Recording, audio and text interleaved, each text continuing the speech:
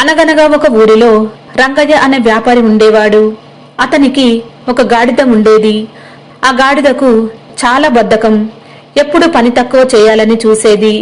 రంగయ్య ప్రతిరోజు ఆ గాడిదపై ఉప్పు బస్తాలు వేసి నది దాటి అవతలి ఊరిలో అమ్మేవాడు.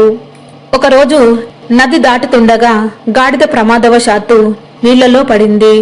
అప్పుడు ఉప్పు కరిగిపోవడంతో బస్తా బరువు బాగా తగ్గిపోయింది. ఆ రోజు గాడిదకు చాలా తేలికగా అనిపించింది. గాడిద తన తెలివి తక్కువ ఆలోచనతో ప్రతిరోజు నీళ్లలో పడితే ఉప్పు కరిగిపోయి పని సులభం అవుతుందని అనుకుంది.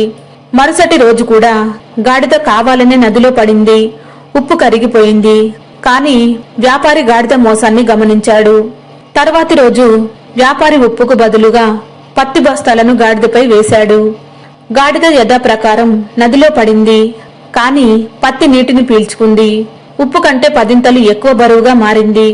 బరువు మోయలేక గాడిద నానా ఇబ్బందులు పడింది. తన తప్పు తెలుసుకుని ఇకపై సోమరితనం చేయకూడదని నిర్ణయించుకుంది.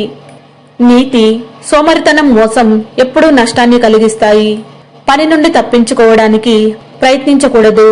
ఇచ్చిన పనిని సక్రమంగా చెయ్యాలి.